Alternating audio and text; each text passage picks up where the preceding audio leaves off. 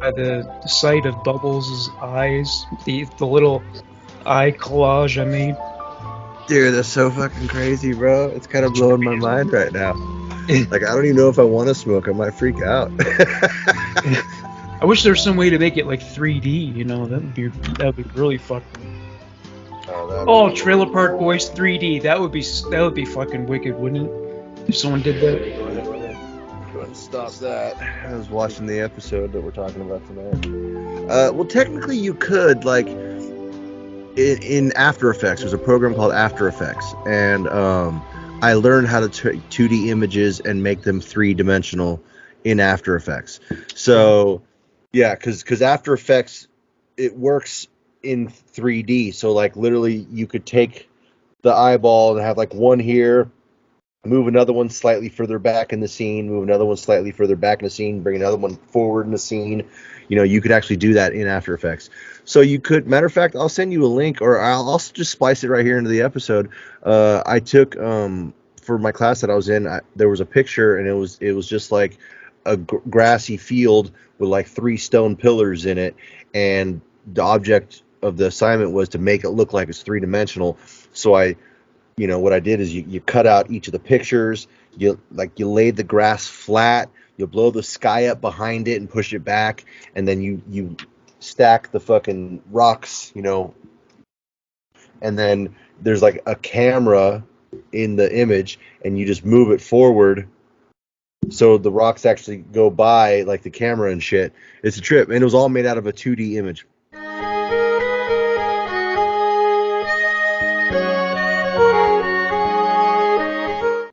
So it can be done. It just takes a little bit of work. Probably. All right, so welcome to the Trailer Park Boys Fan Federation. I'm Morgan Rector, and my co-host Raymond Hazen is... I'm the turd that you won't flush. I'm Ray Hazen Jr. It's what we have on the agenda this week. We're doing the final episode of Season 1, Episode 6. Season 1 finale. The wedding that almost was. The first time that Ricky and Lucy were about to get married and it got fucked up. And we're going to do the first time they were about to get married. I didn't even tell you about this, but this is something brand new. We've never done it before. But I mentioned in the last episode that I've been writing a screenplay for a movie about a guy who is a competitive farter. And so what I'm going to do, I'm going to read the script aloud, and we'll talk about it. And I feel like, well, actually, he lives in a trailer park, so that's one way in which it's relevant. He's kind of like Barb Leahy. He inherited a trailer park, so that's where his income comes in. And he also wins prizes as a professional farter, and he's a bowler. But I haven't gotten to that part yet. But are you set up? I agree. Should we have a dab or a little puff first before you start? Oh yeah. All right, hold on. I am rolling up this joint here. Let me set it down for a second. Are those shrooms in your background there? Is that a shroom-themed background? Well, it's actually, yes, there's shrooms on it, but it's supposed to be a pot leaf. There's actually a pot leaf on the top of the skull's head, but it's a narrow image, you know what I'm saying? So it doesn't fit the wide screen, so it zooms in, you know how they do that to fit wide. So it's kind of a bummer. I didn't realize that it was gonna lose the pot leaf on the top. But all right, here, let me spark up this little torchy here, and y'all might hear it. There we go. And I will give you the clue for the countdown, buddy. Give me just a second. I know it sounds like there's a jet plane going off over here right now. That's just the torch, everybody, I promise. All right, go ahead and give us the countdown, boy. Actually, I'm going to get us a drum roll. Make sure this doesn't have a commercial before it.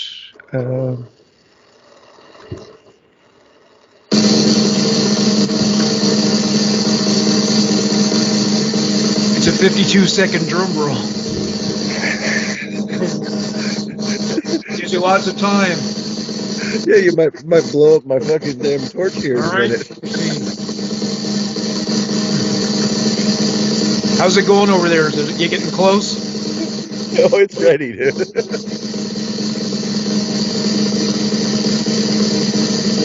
You got 40 seconds left. Jesus.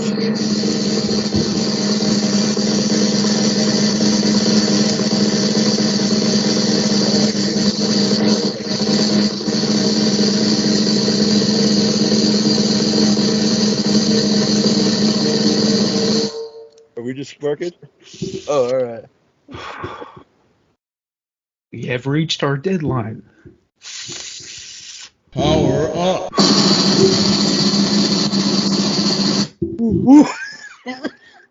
Oh, that's your dad's, right? It's not the Trailer Park Boys bong. Oh yeah, that's right down there. Yeah, dude. I'll pack one of those in there in a minute. Let me get this doobie here rolled up with my strawberry kiwi papers and fucking bubble hash doobie. Ricky, you're not smoking a whole foot hash, are you? Oh, look at this fucking hash roll here. We're not gonna waste it. It's awesome. You ever smoked Hindu Kush? Hindu Kush. I don't know. It's a strain I've been reading about. It's supposed to be really good. It sounds like it's right up my alley. Kushes are always good. Oh yeah, yeah. When our parents were young, I don't think they had all of that. These different strains. It's amazing what they can do these days. Well, I mean, Yeah, I think Maui Wowie and Thai Stick have been around for a long time, but they've gotten very precise about it. oh yeah, I mean they've had strains, of course, but there wasn't like a million different kinds. You know, there wasn't like genetic fucking crossbreeding and specific, breeding traits and fucking gene splicing. Like they didn't have all that shit back in the 60s, gene splicing and all that shit, But it's funny, me and this old hippie guy some years back we're talking about that. We're like, it's funny, fucking the weed since the 60s and 70s, the weed got better and the LSD got worse. It did, eh? What, weaker? It did. What's that? Was it weak? Did the acid get weaker? Oh yeah, dude, it's just different, and like fucking the chemicals aren't the same. Fucking like I mean I used to get some really good shit way back in the day, and then one day it just stopped being as good. Like it was weird, and then like there's this shit they put in it, and it makes you like next day your muscles and joints are all tight and tense, and like you're like and like fucking dude, it's lame. Yeah, it ain't like it used to be.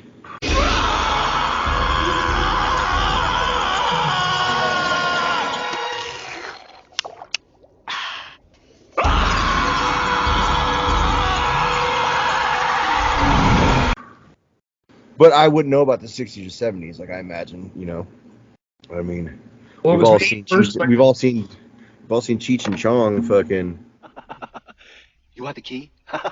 Hey, please, now get me out of here. Let me be free. I just want the key, okay? You're sure you want to be free? Yeah, I want to be free. Just give me the key, okay, please? Come here. Stick out your tongue. What? Stick out your tongue. There's the key. Key? This is not the key. I want the key. That's the key to the universe. Wait a minute, man. Get me out of here. Hey, give me some, man. That's a key for you. What was it? No, don't tell me. I wanted it to be a surprise. You're feeling free already? Oh.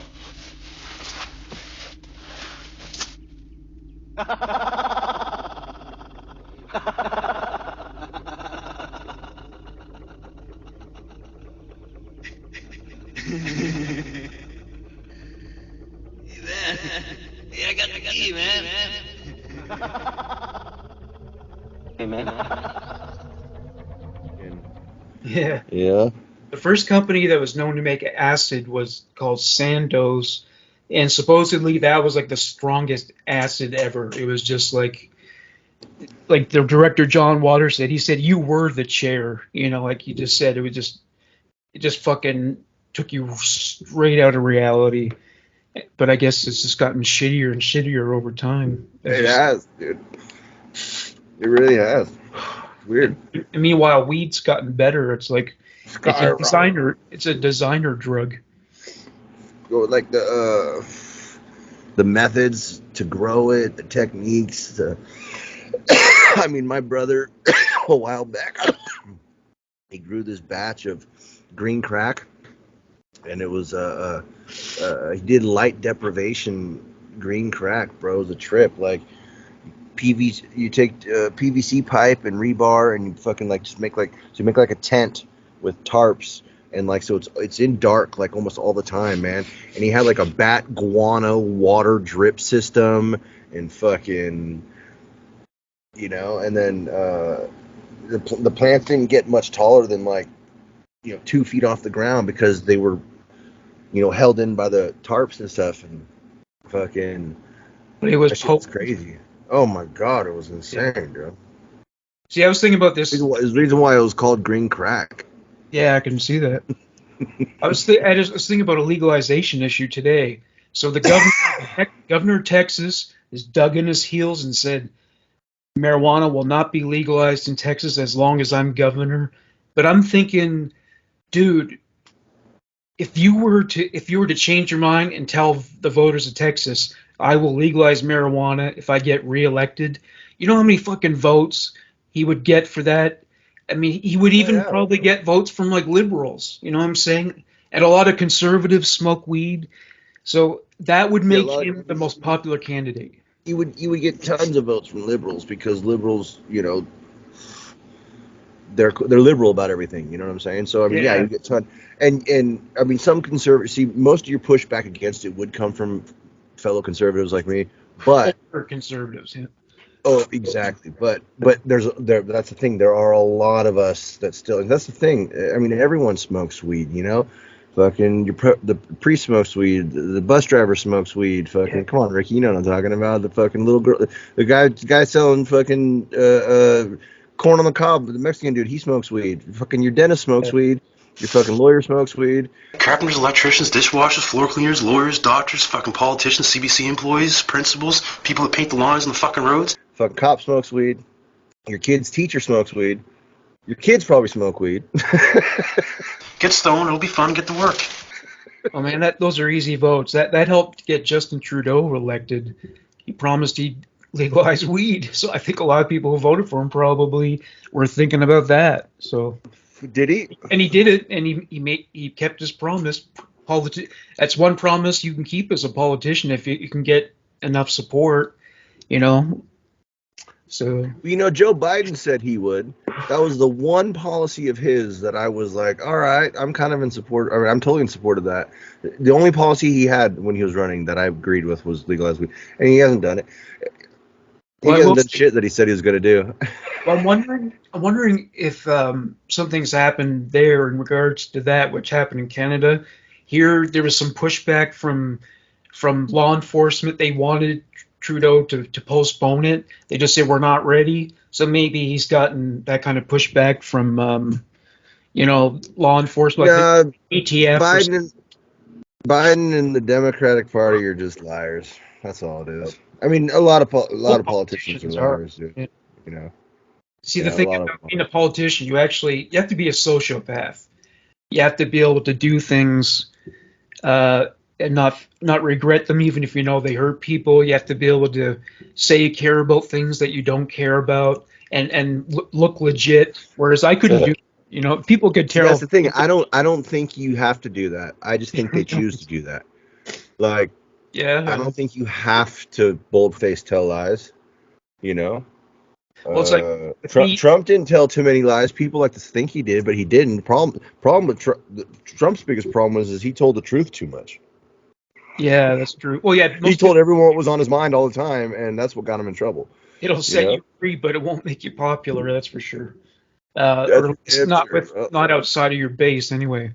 But yeah, it's like I couldn't be a politician because if I was pissed off about something, I may not say anything, but you could see it on my face that that's how I feel. Anyone with intuition would know how I feel. But to be a politician, you have to hide that really, really well. I could totally be a politician, but problem is I'm a felon, so I don't think they'd let me. Yeah, I mean, probably if that not. rule ever gets changed, I would gladly run for some sort of office. Well, not president, that's for sure. I don't think you can have a record and be president. And it's probably too soon to get pardoned, I No, guess. I don't think so. No. But what was funny is back when I was like 19, there was like a running joke. Fucking everyone used to say it. And I had buddies, a scoop for president, and it was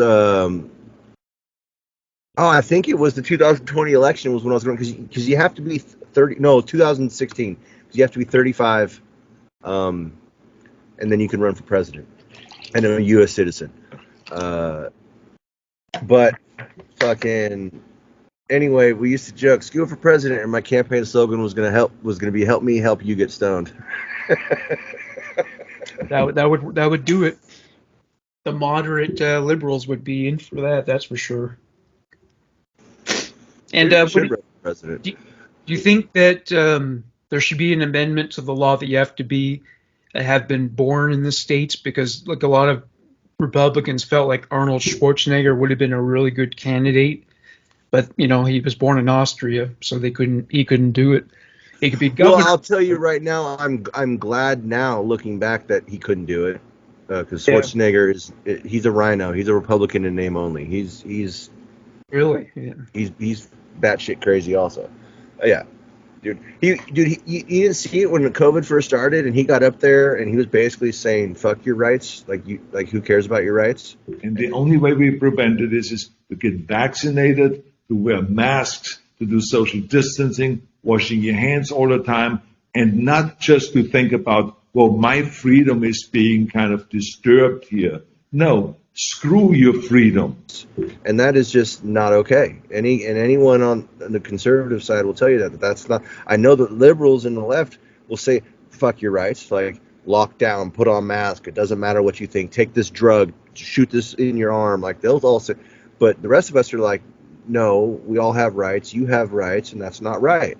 Maybe that's why he left public life. Maybe he realized I'm not a Republican and I might not be able to cross to the floor. So maybe that's why Quite possibly. Yeah. Quite possibly. I don't know. Well, yeah, he was never like there are degrees of conservatives, and like some guys are really hardcore conservative, like Ted Cruz. He was never that far along the spectrum, I don't think. No, I don't think so. Yeah, but it's weird. It's like there's different levels to the whole thing. It's like I'm very conservative, but I'm not a fucking Republican. I mean, I kind of am. I mean, that's what I register as. But I'm in between Republican and Libertarian. You know what I'm saying? I'm an anarcho-capitalist. I basically just believe in get your government out of my capitalism. I don't believe in large federal governments. I barely believe in state governments. I believe in small local regional, county, city, shit like Well, that. every state kind of functions like it is an independent nation, really. Especially Texas. Texas Sort of. is like that. I mean, California. Texas almost didn't join the country. Yeah, they all. Texas is talking about secession from the country. They were talking about doing that. They were putting it up last year. They were talking about it. They wanted to break off, become their own independent nation. Yeah, and I think more power to them. They wanted to do that when the country was founded too. I think there's that movement's always ebbed and flowed, but honestly, I think that's the only solution to the problems with America today.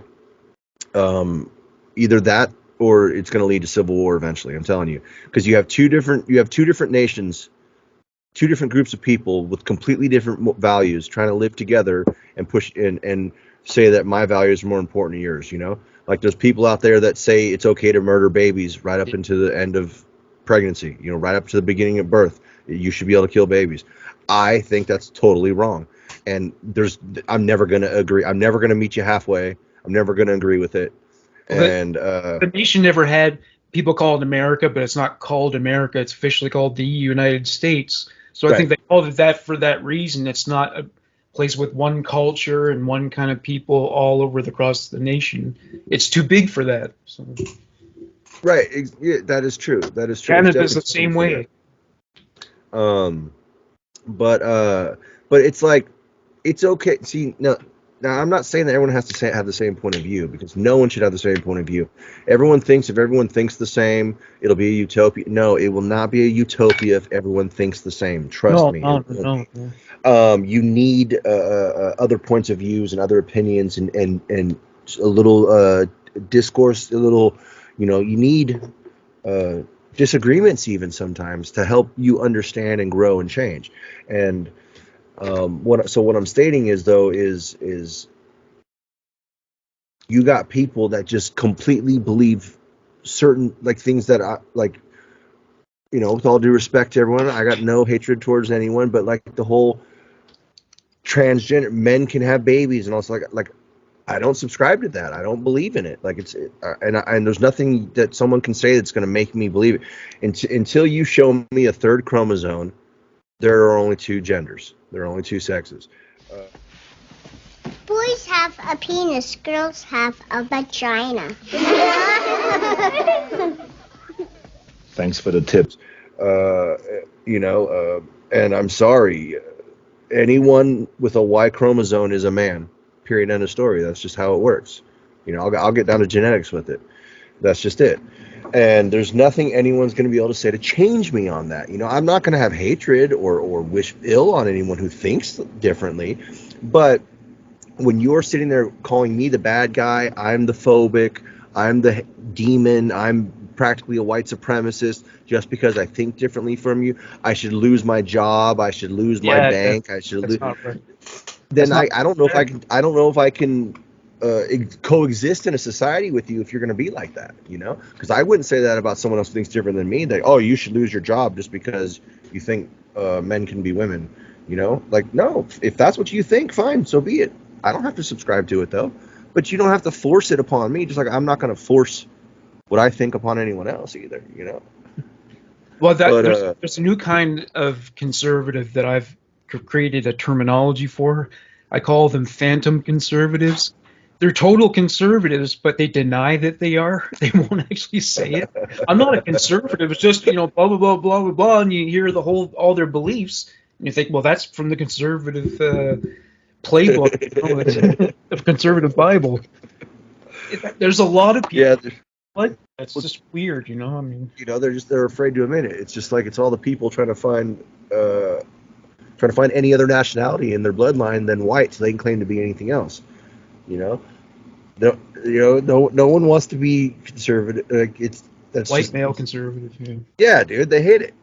I love it. I'm happy being it because I have rights and values and morals, and I believe everyone else should have them too. See, that's the cool thing about being on this side. If I was a liberal, I would think that no one else should have rights unless they agree with me. Yeah. And that's the difference, and that's where what comes in wrong. As long as what you do doesn't cause harm to other people, that is undue, and that's True. there's no True. law in it. So True. See that's where I agree with you. Like people should have the right to do basically whatever they want, you know, except for the big ones, you know, like murder, you know, rape, shit like yeah, that. like all form of sex are fine if they're between consenting Yeah, adults, not with adults. children. Nope. Perhaps not even teen to teen, because that can sometimes end up with pregnancy, which is a fucking disaster at that point of the Exactly. kid's life. Exactly. But yeah, 18 and over, any sex goes. I think Yeah, Well, you know, well, fucking. well, I don't know about incest. Maybe I don't know. Well, I mean, if that's what they want, I guess it's not hurting I anybody. mean, it's gross. It's immoral. It's fucking They could have offspring. horrendous. They could But have you know terrible what? sex in the offspring. Yeah. Yep, yep. Kids might be, you know, deformed and stuff. You know, and like I said, it's evil. But I mean, once again, if they're consenting adults who are, I mean, that's none of my business who you lay in bed with. It really isn't. Whether you like boys, girls, or your cousin, I don't really care. Did you know that New Jersey is one of two states that where incest is legal? You can marry your cousin there, or marry Really, a member of the family. Yeah. I I think forget in what, California, you can, but it has to be like you have to be so many, like it has to be like third or fourth cousin removed. You know what I'm saying? Like to get a so that way blood. there's yeah, that way there's such little similar blood that it can't be. Oh yeah. But I One, don't really know. one thing I read about the Amish is that they don't marry like within their immediate family, but because there's a small number They'll of marry their families cousins in a though. very small area, and they've been marrying and breeding through generations. It's gotten to the point where basically they're inbreeding. They're not dating their siblings or cousins or anybody else in their immediate family, but they're already co-related genetically. So, and a lot of them are suffering the effects. I think they'll marry like their cousins, you know, Yeah. and uh, I might be wrong on that, but I think they'll go to cousins, and that's still too closely related in blood. You know, you need more blood in there to fucking thin it out. That's got to be a hard life. Like no air conditioning. You can't. There's nothing. There's no alternative to air conditioning. Like, Fucking but no Angry Birds. doing this with the fan, that doesn't. You're just generating heat in your body by waving the fan. So You there's know nothing. what? Hold on, you ready, bro? I can get worse than no fan. Which trust me, I live with my fucking air conditioner I got right here. I fucking live by this thing, dude. But think about it. There's no electricity, man. So that means there's no freezer, man. Those dudes don't even got ice cubes for water. Like they don't have ice water. I guess they have to like That's slaughter insane, bro. their meat like the same day they're gonna cook it. I guess they can't store for a long time. Yeah. I bet they do a lot of like curing and salt rubs, you know, because you can salt your meat.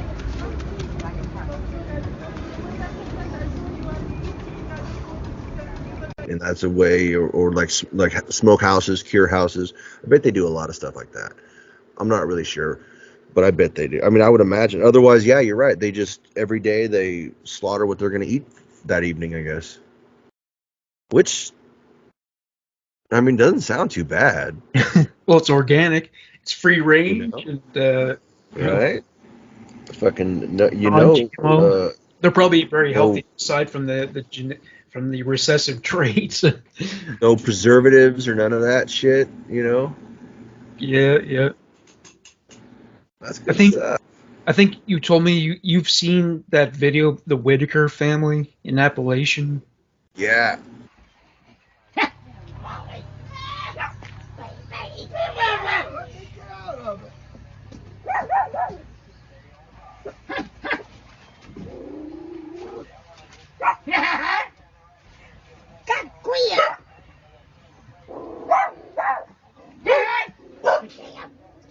So what are your names?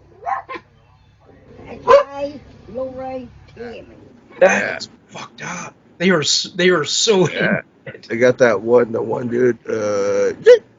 Yeah, just he's That's like a all he fucking can do. chicken or something. Yeah, You that's know. bad, man. He is. Yeah. And they actually look like people who would be inbred. One guy has it's like fucking Oh yeah. drooling. He doesn't even seem to be conscious that he's drooling. Yeah.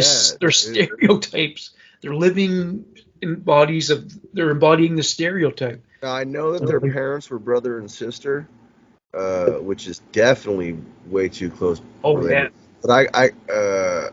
But I got a feeling, or was it were they brother and sister, or was it the dad and the daughter had?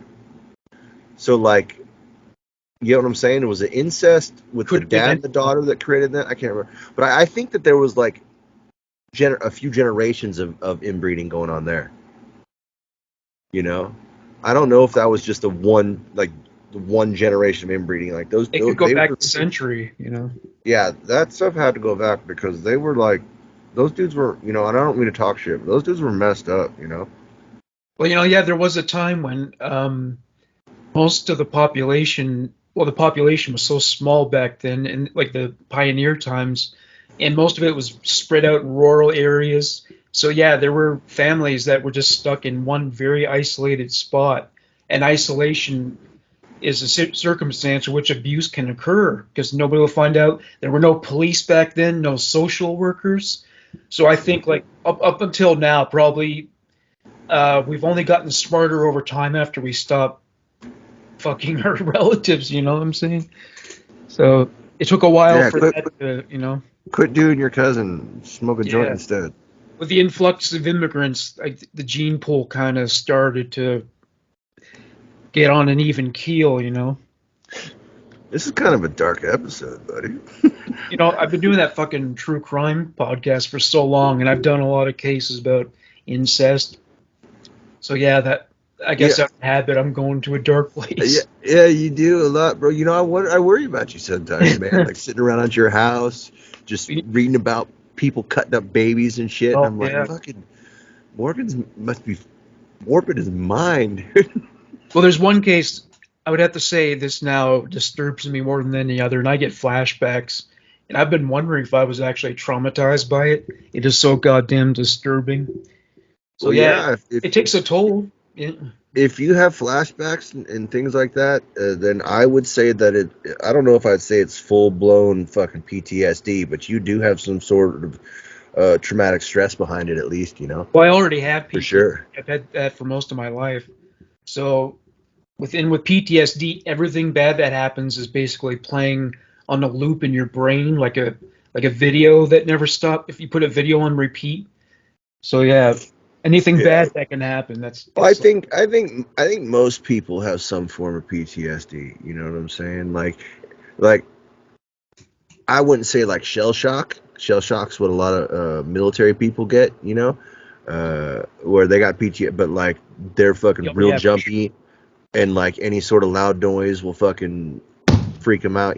But it's like we've all got some sort of post trauma. Everyone's been hurt Well, birth. or abused or neglected or didn't get enough hugs or beat or some of us all of it. I think birth is probably a traumatic event because I mean, you're very fragile. Your life is in danger actually, and Yeah, dude, you're just sitting there in like this like environment, everything. little warm bath bubble, and all of a sudden you're ripped out and brought to this fucking some dude smacks you on the ass and Yeah. fucking that didn't actually happen to Drake. He didn't get smacked on the ass. No. Well, I birthed him though too, which was really Yeah. cool. Did I ever tell you that story? Yeah, you got some afterbirth gunk on your hand. Yeah. No, the doc started once he started to crown. That's just where the top of the head comes out. Fucking the doctor said, "Here, switch me. You take over." And he held her leg, and fucking I got down in there, and the kid dropped out into my arms. It was fucking cooler than shit, bud. Oh wow. Crazy, weird, but very cool. And hey, everyone out there, new dads, check this out, dude. There's one thing you need to know. When the baby comes out blue, limp, and dead, don't panic. Cut the umbilical cord. They never tell you that in the daddy classes. The kids come out Oh. not breathing and they're blue because they haven't been breathing oxygen. They're getting everything through the umbilical cord. You have to cut the umbilical cord for their lungs and their body to kick in and start breathing. So don't trip. Cut the cord is the one thing. And the second thing is for everybody out there too. Everyone trips on the placenta. The placenta isn't really as gross as everyone says it is. Like, I wouldn't eat it or anything. I mean, fucking donate to that fucking shit to stem cell or something for all I care. But it's not like everyone's like, oh, the placenta's so good. Nah, dude, it really looks like some fucking like fruit punch, like red Jello, dude. Like, that's all it really looks like, dude. Just a little, maybe slightly thicker and like with some veins or something in it, but basically just looks like Jello. Like fruit fucking cocktail Jello and shit. Yeah, some cultures they do eat the placenta. Yeah, dude, it's supposed to be. I don't know. It's supposed to be something, but I think it's the that man who usually does it. That ain't my bag. That ain't my bag. Yeah. Fuck all that stuff performs very necessary functions, but I don't want to eat it. I don't want to know what it tastes fuck all that noise, bro. No, I'm cool. I mean, unless it tastes like Jello. Yeah, probably. Yeah, like if it tasted like Jello shots. Yeah. Shooters. Like if you got drunk off it, or fucking load, like yeah, all right. Then and it tasted like Jello shooters. Hell yeah, I guess I'd smack down some placenta. You ever had fuck, dude? I can't even say the name right now because I've called it placenta for so long. Polenta.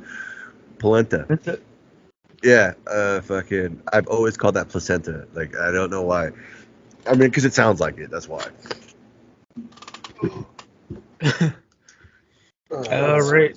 So get up the old bomb ski. Did we start to go through episode 6? No, we haven't yet. So you mentioned it. Yeah. So here we are. We're at season 1 finale. Season 1, episode 6. What the hell is it called? It's called "Who the Hell Invited These Idiots to My Wedding?" Now it started with Ricky walking and talking, right? So he's saying life doesn't get this much better for Ricky. Yep. Somehow he's throwing dope again, and Lucy and him they're doing better. They haven't gotten back together permanently or anything. Well, actually, no, that's not right. He did propose to her. Yeah, he proposed to her at the end of the last episode. They're getting married, and that's what he's talking about. He's like, his life's getting back on track. He's getting married. He's growing dope again. Everything's going good. The only thing is, she's freaking out at Julian. That's the same scene, right, where she calls him up to bug him about the food because there was. Well, it cuts to it after Ricky's walking. It cuts to Julian at the answer machine, and that's where she calls and he answers it because he's ducking her at first, and then she's complaining because like there's no food and none of that stuff. So there's another thing about Lucy that's really sucks. Why does she think that Julian owes her all this shit? Why does she treat him like he's her boyfriend when he's not her boyfriend? He's not even really her friend. So where does she get off thinking like he's got to do that? Why he's got to take care of Trinity and I mean, I know she can't rely on Ricky most of the time, but Julian shouldn't have to do it. Yeah, no, I don't know. Ow, that hurt. Maybe they did fuck at the time, that must have happened. You know what? She must have really fallen for him when they fucked. Yeah, she's totally in love with him, and I'll tell you why. I've thought about this, and I've realized it. Not only did she fuck him, but he took her virginity. Oh, yeah, that must have happened. Yeah. Yeah, I'm telling you, that's what happened. Because that shit never goes away. Yeah, that shit never goes away, especially for girls, So that's why she's kind of fixated on it. She fucking loves him off so much. There was even that time in one of the earlier episodes where she's like, or this is where Ricky said that he told her that Ricky wanted to propose, and then she said, why are we talking about Ricky? Why are we talking about anything at all? Yeah, that was the sex, Yeah, that was the last episode. Yeah. Just before they go out and get the ring, and fucking Ricky gets attacked by the kitten. Yeah. What in the fuck? Yeah. But anyway, so that's their, and so Julian's like, all right, don't even trip. I'm gonna get your food. I'm gonna get all the shit.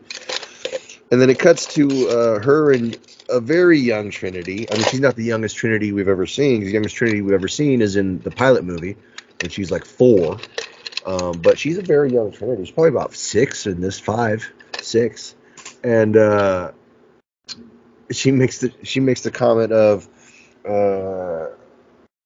how she worded it. Mommy's gonna have a guy come over and dance with his bum out. Oh, yeah, so she not only knows that a stripper's coming over, she's going to be there and watch a She's male. gonna be there, bro. If he takes his fucking thong off, she's going to see a man's dick. Yeah, nice move, Lucy. Real good parenting there. And then, Lucy's definitely mother of the year.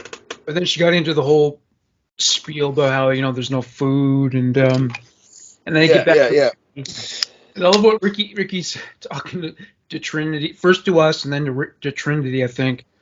And then while he's got a cigarette in his mouth, he takes a swig of beer and then. I'm not stupid. I can plan my own wedding. Julian, if you're watching this shit. Sorry, sweetie, I forgot I had a cigarette in my mouth. Well, the funniest part about that is he's talking to the camera, talking to us, but he's talking shit about Julian, and he's saying, I can plan my own wedding, I'm not a fucking idiot, Julian. And he takes a drink of the beer with the cigarette in his mouth, and he spills it, drops a cigarette, spills on. It's like, oh, sorry, honey, Daddy forgot he was smoking. Yeah, that child. He's not an idiot. That child has seen so many examples of bad parenting growing up. And it's a miracle that she turned out to be a really good mother. Much more responsible than either Lucy or Ricky. So that was pretty cool. For sure. Anyway, so she's definitely more responsible than Ricky, but I wouldn't say. I mean, Ricky's very caring. He loves his Trinity, Yeah, it's not very responsible. Just not responsible. Period. Right. Yeah, that's not the word that comes to mind when you see Ricky's face. Responsible. Except at the end of season 6, what the fuck happened to Oscar Goldman? That was one time when he was very responsible, and it got him laid. Oh yeah, dude. But like Ricky says, some people say you can't drink and smoke dope when you're a parent, but you can. A lot of people say you can't smoke dope and get drunk when you have kids, and that's not true. You can, but you still gotta get up in the morning. That's being responsible. You just got to get up the next morning. That's being responsible. Responsibles. I love how he glorifies it. Okay, so what's next in episode 6? Let's see here. So they they're planning. They're talking about the stag parties. Oh yeah, that's right. So they start talking about how. So she's talking about the bum. That's right. And then Julian outlines the plan to rob a store and get. Well, they take him out and get Ricky all drunk first, because remember they don't want Ricky knowing about, because they're going to rob the store to get the food, and they don't want Ricky knowing or involved. So they had the stag party, so they got to get Ricky super drunk. So they get Ricky so drunk that he passes out in the back of Julian's big old Bronco. He's good, dude. He's Dude, how about just before that? What about, dude, it's so funny when Bubbles is sitting there and he's doing, and it's old school Bubbles too. It's like my favorite Bubbles. Season 1 and 2 and 3, I think. After that, I kind of, Bubbles is still awesome, but this Bubbles, I fucking love this guy. But anyway, he's sitting there with the shopping carts going, I can't mess this up. I got to get the shopping carts for tonight for the big fucking grocery store robbery. He goes, checking over the carts for tonight. Have to be perfect. Can't be fucked up. First thing that can go on them is the wheels. That there one's no fucking good. Bearings are gone. Might as well get rid of her right now.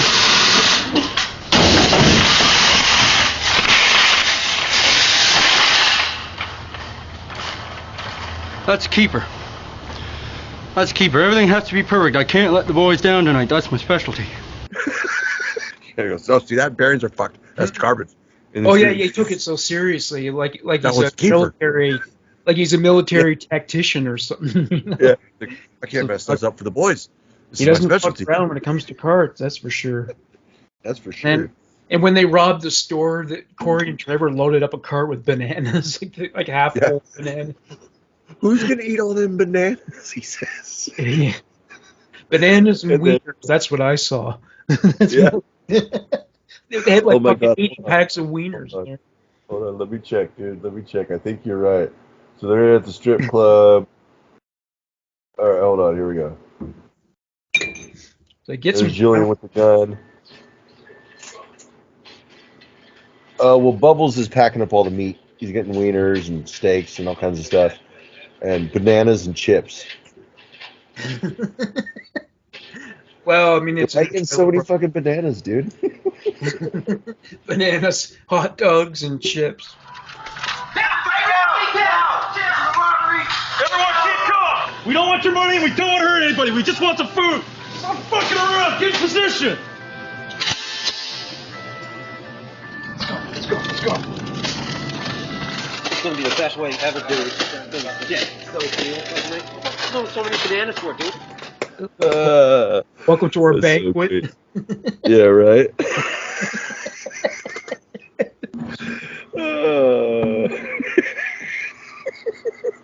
Not that I want to marry, but did I ever tell you about my idea for like a fantasy wedding? No. The idea is like, Reverend Run of Run DMC, he's a reverend, so he would be the reverend, so that's part of it. And instead of a reception just being like a fucking gala dance or something like that, if I have the means, I hire a carnival, and that's where everybody eats and everyone goes on rides and shit. Wouldn't that be cool? Hell yeah. Hell yeah, it would. Eat all the corn dogs and pops and you want, you know. Trust me, I have no plans to ever get married really either. But I've always said that if I was going to, I would want me and the bride to dress like Worf and Jadzia Dax do in Star Trek Deep Space Nine when they get married. Yeah, cosplay. I was going to say cosplay. Yeah. Well, not necessarily. I'm not going to dress up as Worf. I just want to the outfit that he wore. Like that's what I'm saying. Oh yeah, just the outfit. I would like to. I mean, I'd probably go for a Star Wars themed wedding.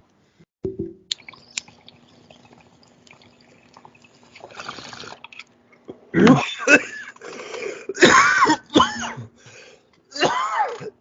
me see if I can find a picture of his outfit. Thanks. You know those nudist colonies? Well, one thing I know about them is, in some cases, like whole families go there, the parents and the children. Isn't that inappropriate? Should children be walking around naked adults? I mean, no. I mean, I would say no. But I grew up not far from one. Oh yeah? And, yeah. So in Middletown, where I live, like where I just moved from California, there's Harbin Hot Springs, which is a nudist colony, and I've been there. I knew people that worked there. Like I've known plenty of Harbin kids. You know, do I think it's appropriate? Not really, but honestly, was any one of the kids that ever went there messed? No, like they were all fine, normal adults. So maybe it's not too inappropriate. But yeah, I would say it is personally. All right, hold on. So there we go. So I'm gonna send you these 2 pics real quick, Morg, and then watch. I'll throw them in there later. But here, this is now. I'm not talking about dressing up like a Klingon, like Worf or anything, but just these outfits, bro. This is what I would wear. This is what I'd want us to wear when we got married, if I ever got married. This is what they wore at Worf's wedding on the show.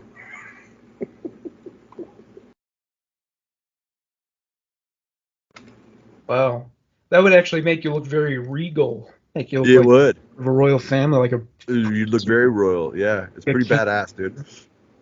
And it's red and gold. Gold's one of my colors that I dig, and red and gold are the 49ers colors, so it works. I liked it. And Red's gold. not one of my colors, but still. Gold is associated with royalty. Yeah. And Raymond does mean king.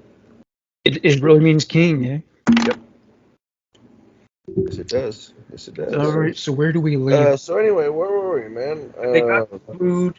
Well, yeah, I find it so funny. So Ricky then wakes up though. You gotta remember, Ricky wakes up in the back of the fucking car while they're inside robbing the store, and he goes in to fucking like buy some smokes or something, and he sees dudes robbing the place, so he pulls his gun out, and they get in a shootout.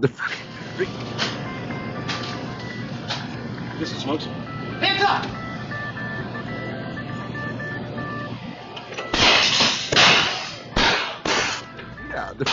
Ricky's shooting at them as they're all shooting. Bubbles is down the aisle with his Uzi. Bubbles has always got an Uzi, bro. Looks you ever notice that? directly at the camera and then shoots it.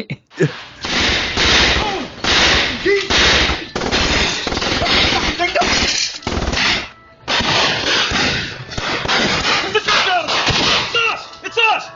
It's us! Julian! Stop shooting, you ducks! What the fuck's going on here? It's like, well, why does Bubbles always have a fucking Uzi?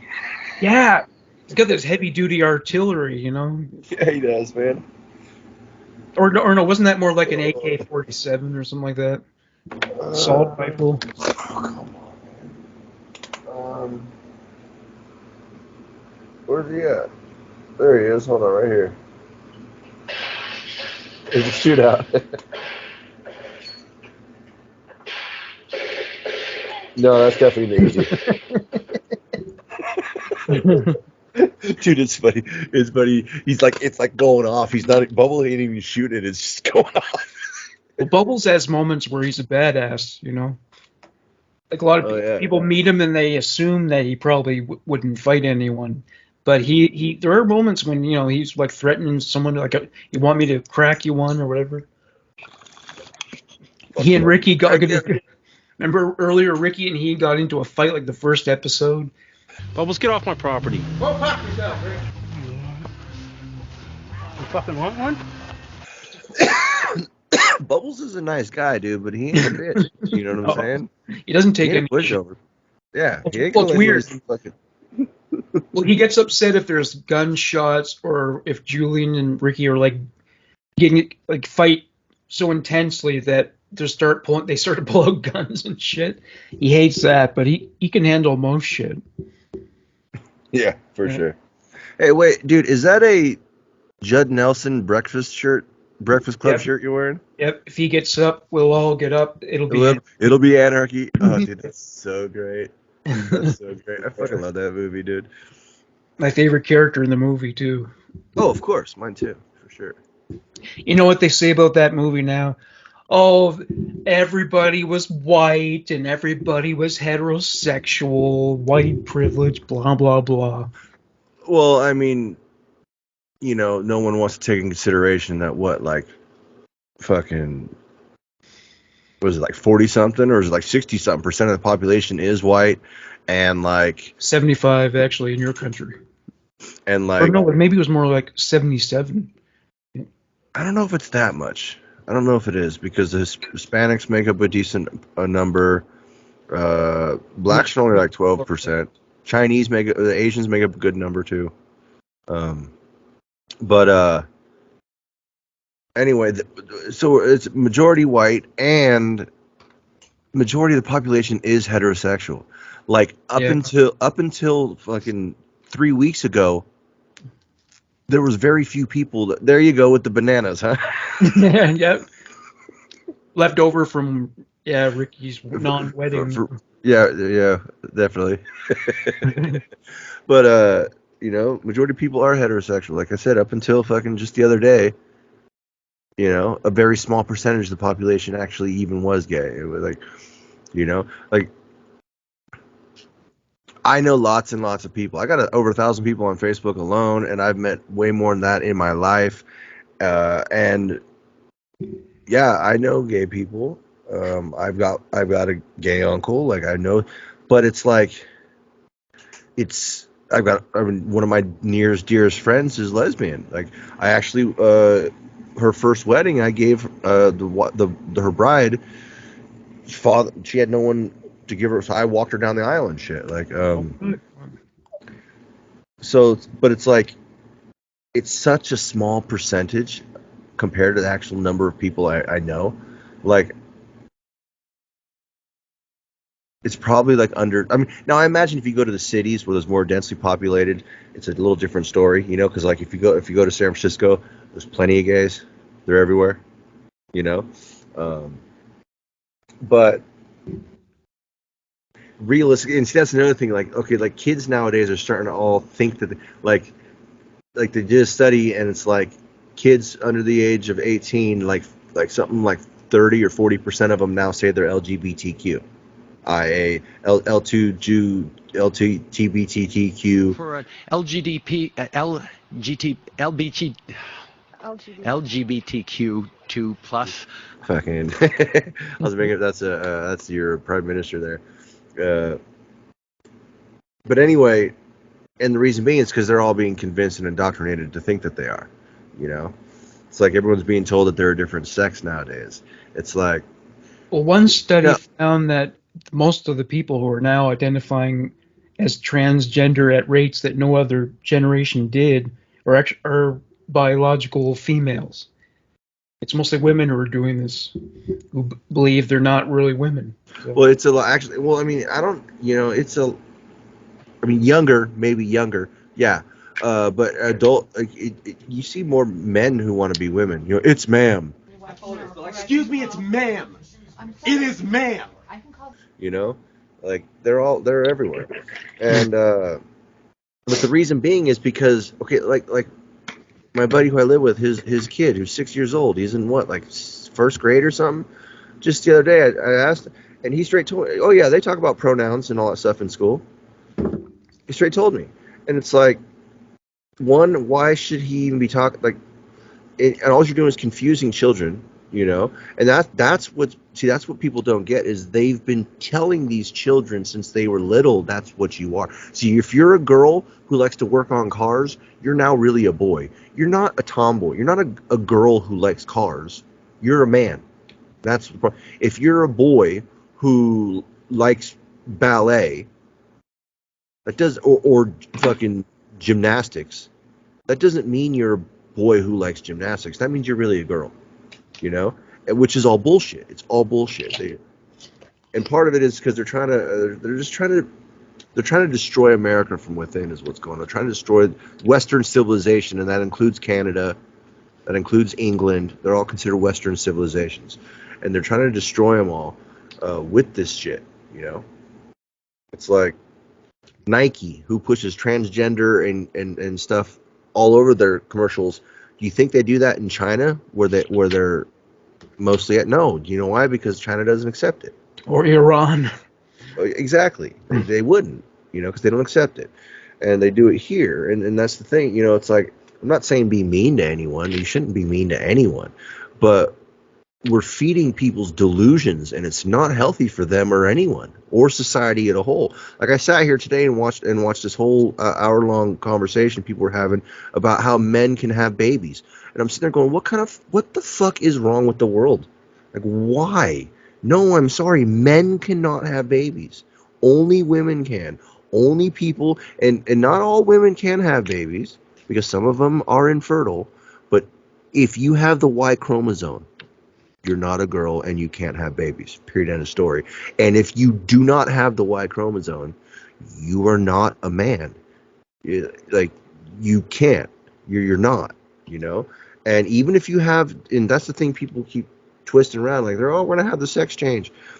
It's still not going to fix what's up here, because it's up here is what the issue is, you know? And that's another problem with society. Instead of trying to help people become comfortable with self and who they are in their body, they tell them, just change your body to fit what you think you should be. No, that's not right. That's is breeding a very unhealthy society, and not just America. I'm talking across the globe and whole. It's very not healthy, and you can see the results of it. Well, I mean, I'm a social libertarian.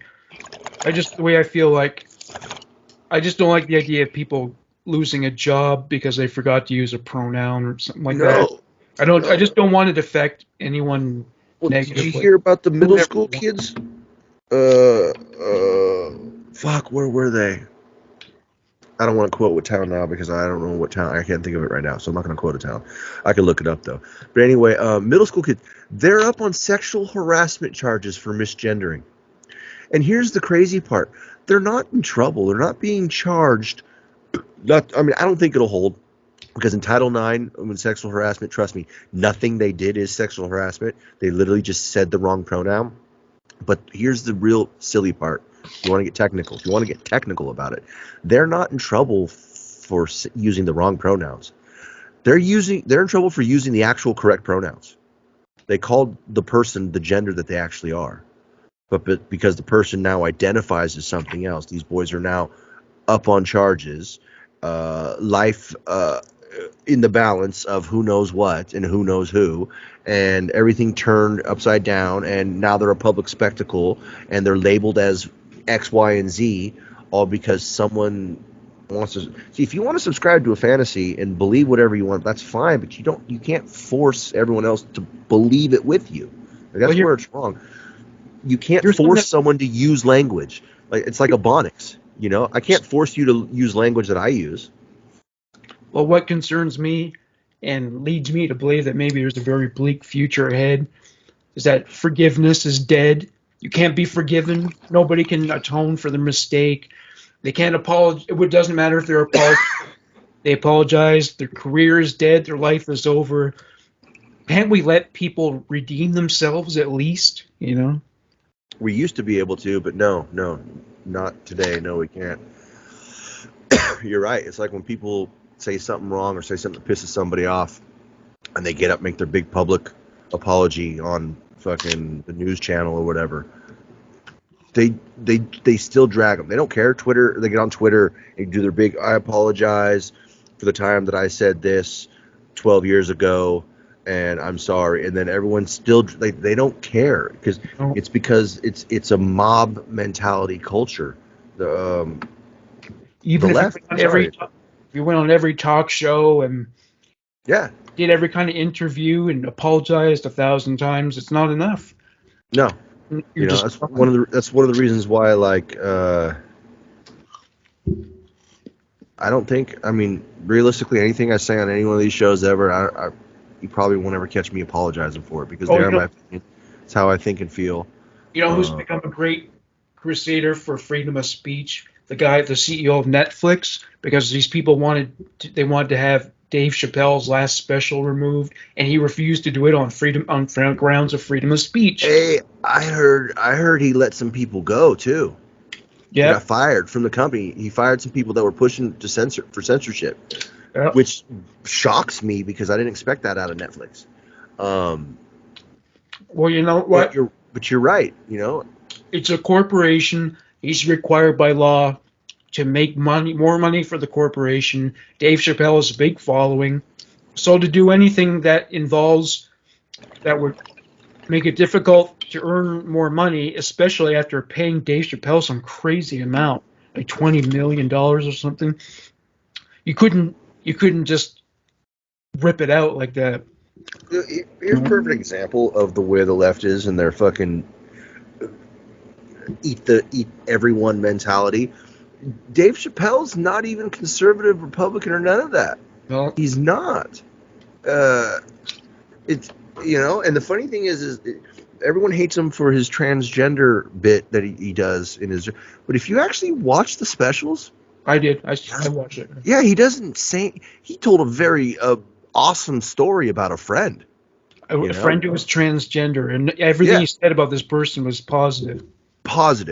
It was really, but those who hate the left, basically, the screaming crazies, is they hear what the CNN, NBC, or talking points or headlines say, and they hear, oh, he talked about transgender. Doesn't matter what he said. I don't care. Well, what if he was saying positive things? What if he was supportive? Like, you don't care. Did anyone bother to watch the special? I bet you if you did, you would change your opinion. Well, But he's not cancelable because at this point he's like stand-up royalty, so he's kind of immune to that. So he's definitely stand-up royalty. Oh yeah, like he received the Kennedy honors, I think. He got like that's like the most prestigious award for comedy, and he's just been vetted and honored all over the place, and gets respect from like the most seasoned, respected comedians.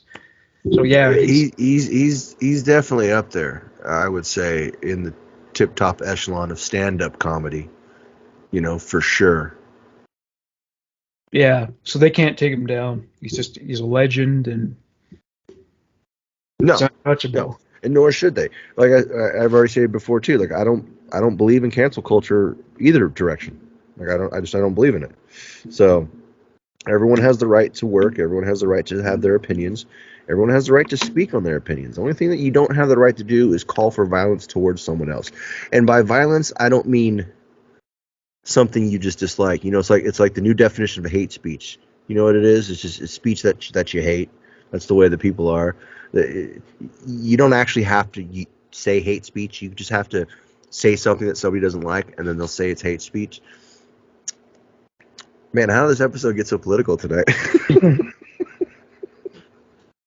People say to me, your jokes there's not enough diversity and inclusion in your jokes. So I said to them, all right, I'll give you this. Some child molesters are Asian.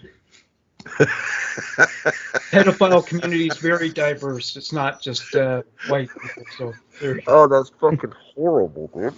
It's true, and they are all over the world. I mean, yeah. They encompass the planet.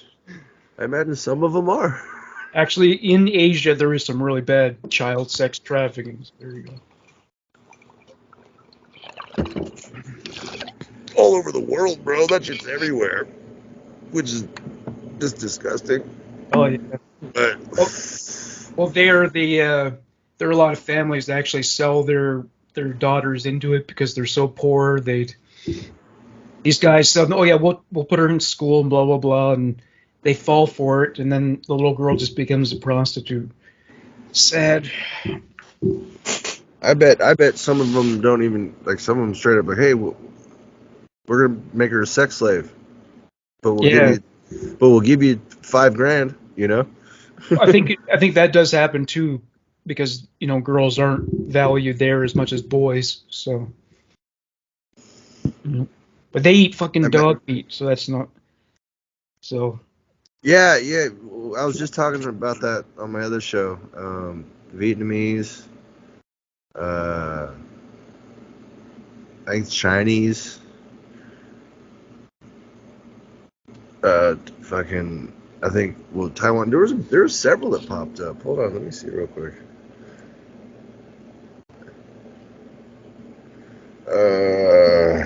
Yeah, those countries are infamous for child sex tourism. That's where it's at its worst. That's not how I worded it. Yeah, dude.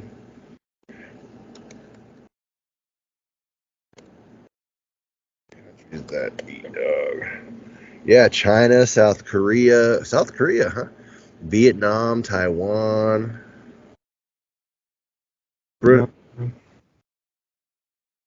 Brief list of countries which eat dog meat the most. Oh, this is the dog meat thing.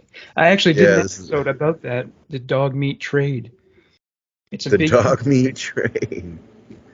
And these people went there, to advocate for the dogs. So one thing they tried was paying people to give them the dogs instead of selling them to be slaughtered. But then what happened was people started kidnapping dogs just so they could sell them to those people. Excuse me. Dude, here's a fucking picture of like some like headless cooked dogs, dude. I think they're cooked. Like they look like pigs. Like fucking. Yeah. They've been fucking de-haired and all that, dude. Oh, that's brutal. Yeah, they eat that. Holy cow. A lot Look of at those them countries all. eat insects as well. Dude, here's pictures. They got them piled up like the fucking fishmonger at the fish market, dude. They're just piled up on a counter. Dogs. Fucking carcasses and shit. That's horrible. I'm done looking at that, dude. That's In horrible. Vietnam, you can buy insects in bulk to eat. They'll have like a scoop and a big bin of crickets. Yeah. Yeah, for sure. I've seen that. I mean, but bugs are a good source of protein. There's no fat or anything That in is them, true. So, I mean, if you're starving, I'd say go for it, I mean, realistically, if you have to, like, if we ran out of meat, I guess you could make, like, protein smoothies with crickets and fucking strawberries and spinach and shit, you know what I'm saying? Put a little strawberry, like, grow some vegetables and fruit and just mix it in with some crickets, and you might not even taste it. Yeah, GNC will start having huge jars of crickets you can buy if you're pumping iron. Oh, I started working out again this week after like fucking 12 years or something like that. Good, dude. Fuck, man. I was exhausted the first day I came home. I planned to walk home from the gym, but I was just too exhausted. So you got an actual gym membership? You're down at the gym? Oh, yeah. Yep. Have some Atta babe. sessions. Yeah. Atta babe. Right on, buddy. Yeah. Yeah. Diabetes. I should do it too, bro. Like, I've been lazy the last few years. I've been in the gym. Like, I like going to the gym. It's good, especially once you've been doing it for a little while, and then you'll start feeling really good. But it's like, yeah, I used to go fucking bigger, solid, a little bit less of a belly, fucking was more mobile, knees and back didn't hurt as much. Shit hurts, knees and back hurt all the time because we sit around at our desk all the time, Did you lift weights in prison? Yeah. Is everyone? Well, I mean, they didn't have weights there. They've already taken them out of California prisons. Yeah, they've been out of there for a while. Schwarzenegger got rid of weights and tobacco when he was governor. Is that because people sometimes used weights as weapons? Yeah, or at least that's what I always heard. Yeah. So I mean, I don't really know if that's the real reason why. Well, part of it also is how big someone can get lifting real weights, like they can get huge, and the problem is inmates were getting, 3 times bigger than any guard, and they couldn't control them and stuff too. You know what I'm saying? Because the inmate had nothing to do but sit around and lift weights all day. So they were getting huge. Inmates were huge back then, and fucking that was one thing. But anyway, we used water bags. You lift water bags. So you get like a garbage bag and you fill it up with water, and then because water gets very heavy, and then you tie it off in like a sheet or a fucking like a shirt.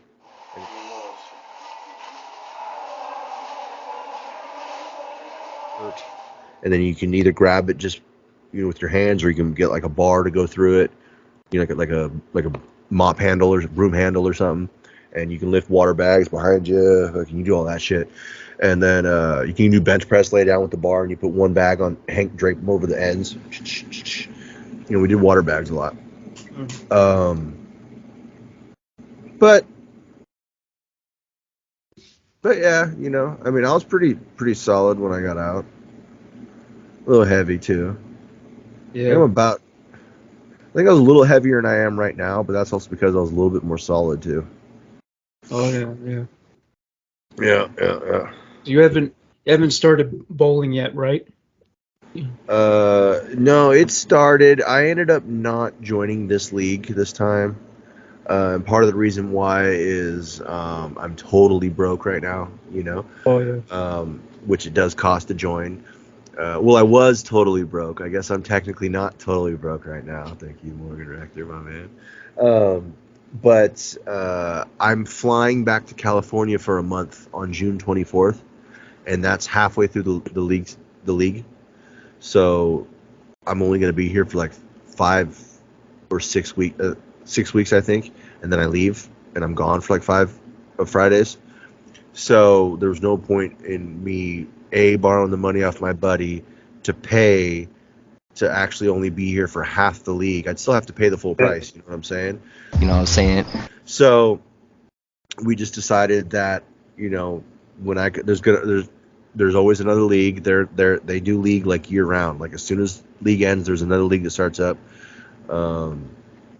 Like he's telling me there's a big one during football season. They do a football league, but it's like there's 32 teams, and everyone gets like an NFL, like that's your team name is an NFL team name, and then you bowl like every week. So there's 16, I guess 17 now because there's 17 weeks in football. Oh wait, no, there's like 18 weeks now or something, huh? Something like that. Because they added an extra week. It's like 17 games now or something. Could you give a name to a bowling team, something like We've Got Balls? Well, yeah, dude, I told you the name that I want to call the team. So when I join, eventually we're going to do it, and we're going to be called the Pinpricks. Because, balls. Because pinprick I think is great because the bowling pins were pricks, and if you take an actual pin, you can get a pinprick. So we're pinpricks. It's a great play on word. I think that's fucking great. I'm just a fan of that one. My buddy's name is Derek, and we're all kind of crazy, so I guess we can call our team D's Nuts. Derek, just D for short. D's Nuts. Yeah, that's right. Yeah. Let's see here. Fucking. Oh, you know who we meet for the first time in this episode? Barb.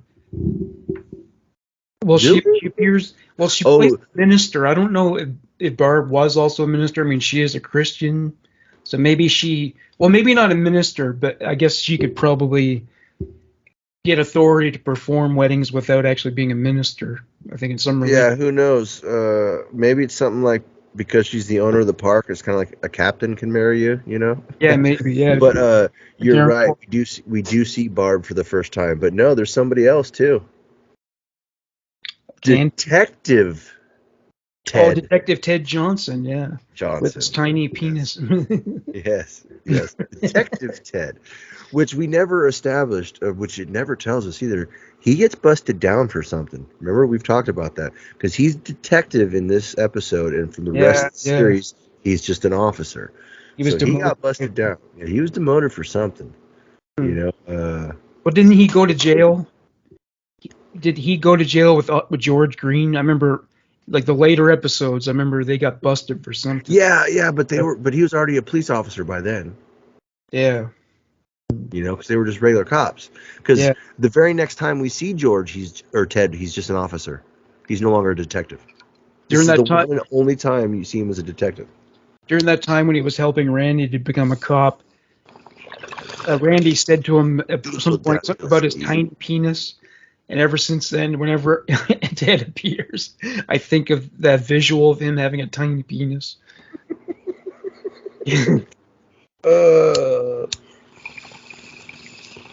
Yeah, Randy went medieval on his ass.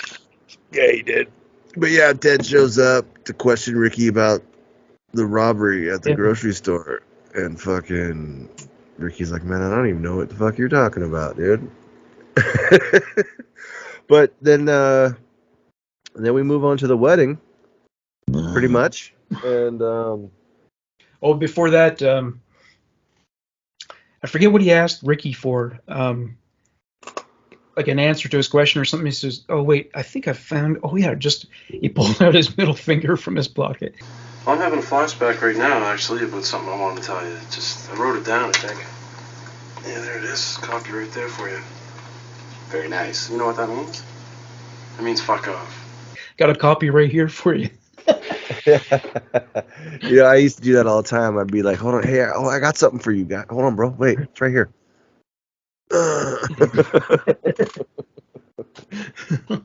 Oh, dude, that's so funny. They're leaving. Fucking, I'm in there with no mask on. I'm drunk. I'm really drunk. You guys are fucking stupid. Just came in here for smokes. What the hell's going on? Sorry, dude, man. Didn't know. You're stupid. You're stupid. You're a fucking idiot. Fucking gun's broken. You could have killed me over there. Broken. The fuck? Shut up. Okay. Oh, for fuck's sakes. I wouldn't do this to a child in real life, but as like a dark comedy sketch. Have like it's Christmas time. This kid goes out to his father and asks him for some kind of toy, and the father, the thing where people like act like they're gonna pull a coin out from behind the kid's ear. Well, he's doing that. He puts his hand behind there, and then he pulls it back, and it's in the middle finger. He's like, he just walks away.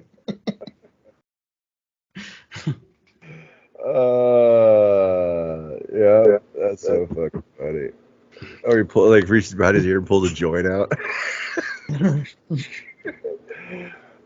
So anyway, yeah, we get to the wedding. Fucking, they're just about to get married. Barb is there. She's performing it. Then all of a sudden the cops roll up. And if you remember, Ricky's the only one whose face is on camera. And so he's the one that gets busted. And Julian decides to shoot the gun off in the air just to go with him. Jail alone, yeah. Yep. And so the last scene is them sitting there in their jail clothes. It's the first, and then it's the first time we see him get arrested at the end of a season. It's the second time because they're in the jail clothes in the beginning of the first episode, and then here they are now, and I love it, dude. The logic that they use right here, I actually used when I was in jail. Well, I think one of the reasons that he wants to make sure to always be around Ricky is because they've committed a lot of crimes together, and he knows he might talk because he's so stupid. So he better stick around and make sure he doesn't tell anyone things that they've done. Because Ricky, because you look in the jail episodes, Ricky doesn't behave any differently in there than he does on the outside. No, I wouldn't be worried about Ricky talking at all. Ricky doesn't talk no one. What I'd be worried about is Ricky getting in like more serious trouble if Julian's not there. Like Ricky, sure. Like Ricky might really do something really stupid if Julian wasn't there to try to, keep him under wraps a little bit. But no, what I'm saying is at the end when they're sitting there, I use their logic when I was in jail when they're sitting there. They're talking about how it's not so bad. You can sit here and think about how hard it is and how bad it is to be in here, or you could use your time positively. You can think more positively. And Ricky goes like I'm pretending that like I'm in university right now. It's not even so bad in here. And I've learned to take a negative situation and turn it into a positive one. And I've been telling Ricky all about it. And exactly. It's all in how you look at it. You can pretend you're in jail, or right now I'm pretending that I'm in university. And so I use that same kind of logic. And I actually told the guys that when I did the arts and healing class. I did an arts and healing class when I was in there. I ran it. Guys come in, we would do art, and then we'd sit around and have a topic conversation about a topic. We'd pick a topic the day before, then the next day we would talk about it. But anyway, fucking, it was like an art therapy thing. I worked for the community resource manager, so we were in charge of all programs and shit. And so he needed someone to run the group. He asked me if I'd do it, and I said, sure, why the hell not? And it was really fun, actually. That group filled up, dude. It got like 50, 60 people in there by the time I left. Like, people started coming because they enjoyed it, because I got them cool stuff to do for art. And then we had the conversations were really good, dude, a lot. But anyway, that's how I felt. I was like, I could sit here and, I'm in jail, I'm in prison, everything sucks, life sucks. Or I could just be like, you know what? People go off to college all the time. They're away from home. They're away from their family and loved ones. They spend a few years away, but and then so as long as you're learning something and bettering yourself, whether you're in jail or prison or at school, as long as you're learning and bettering, it's not wasted time. You know what I'm saying? So like while I was there, I did I did religious services, I did self-help services, I went to school while I was there. I read a shit ton of books. I studied a bunch of theological books like the Christian Bible. I read it. I dove into the Quran a little bit just to understand it. The Torah just to try to understand it. The Buddhist religion doesn't actually have like a Bible book, but there's the Buddhist guy that was there had books, so he let me borrow some to read some. And because once again, I just wanted to have understanding. You know what I'm saying? But yeah, It was great logic. And so anyway, I took that with me when I went from this very episode when Ricky's like, or you're like me, I think I'm in university, so it's not so bad in here. And you know what? It fucking worked. It really did. Positive thinking. Well, that's good. What is it like to get out? Like the moment you walk out of prison and you're free? Oh,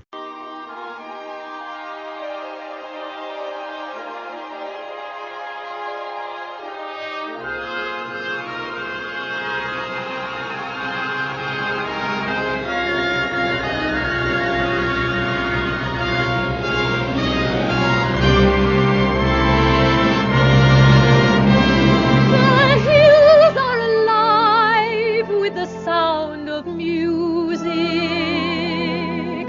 dude. It's not really something you can describe. It's like, I mean, till someone's been there. Okay, prison's a little different because you get to go outside all the time. You know, you get to go outside almost every day. Unless you're in trouble, you know, then you go to like AdSeg or somewhere, the hole where they lock you in all day. But before you get to and that's before you get to mainline. So before mainline, you're locked into a little box all day. And in county jails, you're locked in little boxes all day.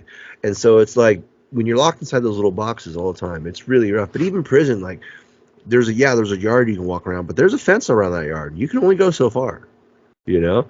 And when the day comes where those gates open or those doors open and like literally you look out and there's no fence, like you can walk as far as you want that direction.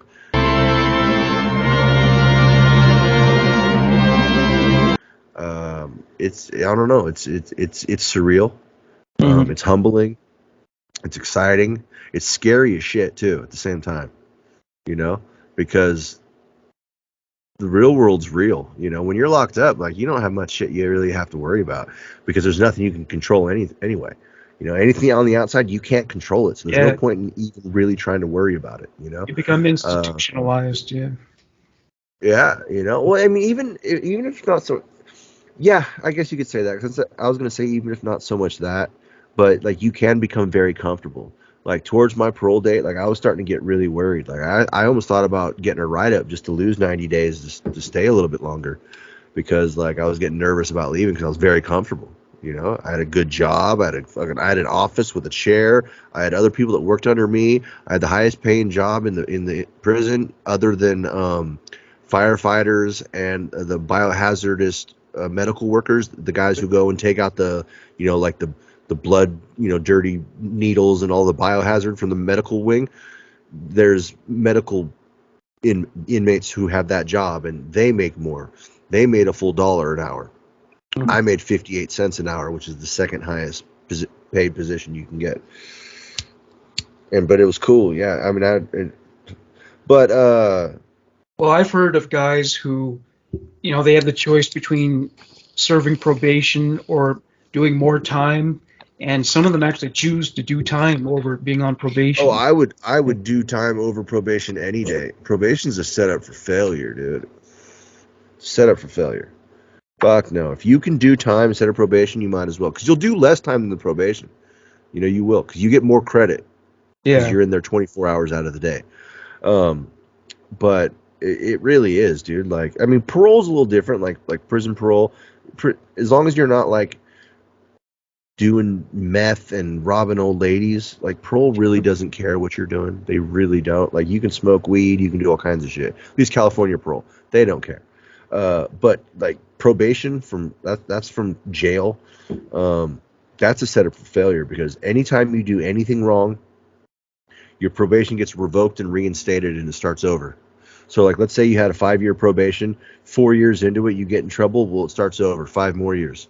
Shit. Where parole, let's say you have a 3-year parole, the most they can ever do is tack on 1 more year. Whether it's 3, 5, whatever it is, they can only tack on 1 more year. So like at most, so 3-year parole, 2 years and 6 months into it, you get in trouble. They're adding 1 year. You'll do 4 years total. It doesn't, and then after that, that's it. Like you've maxed out your parole. No matter what, you can get in trouble the day before, and you'll still be off the next day. You know what I'm saying? At least from that case. You know, any new case you pick up, that's different. But yeah, so good. Yeah, it's like, so there must be guys then like that character Brooks in Shawshank Redemption who have been in jail almost all their life, and then they go out and they find out that they can't really live in the real world. Yeah. When I was like 18 or so, I knew a guy like that. He was a bit older, and he just got out. He'd been in and out his whole life. I mean, he was only in his late 20s by this point, you know, maybe early 30s, but probably late 20s. I mean, maybe early 30s. He was a bit older, big dude, totally institutionalized. And I remember he was sitting down at the skate park where we used to hang out in Napa. He was sitting there one day, and he was like, and I could just see there was something on, like I could just see on his face he was uncomfortable. And I was like, you know, what's up, fucking big brother? What's up, big homeboy? Like, what are you doing, man? You good? And he's like, oh, Scoob, little brother, dude, fucking, I'm not, man. I can't take this shit. And I'm like, take what shit? He goes, just freedom. I can't handle it. I need to go back, dude. He straight told me that. And no, hold on, Morgan, hold on. And I was like, it's all right. And I was like, what? He was like, yeah, I need to go back. And sure as shit, that dude, like 3 days later, I heard he fucking caught a case and he was headed back. He went out and fucking robbed some shit just to get busted, so he can go back because he couldn't handle being out.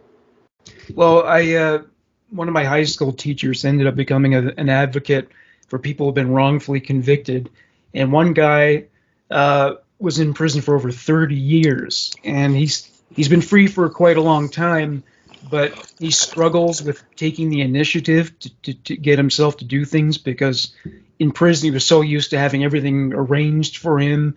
You go the prison schedule, not the other way around.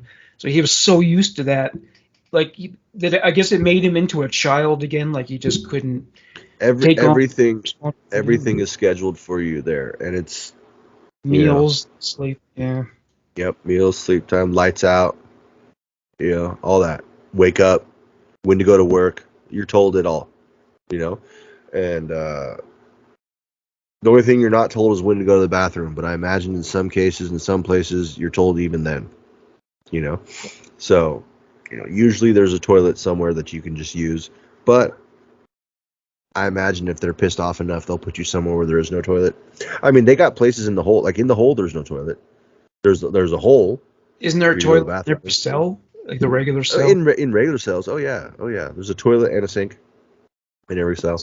It's got to be awkward as fuck when your cellie takes like a really smelly dump.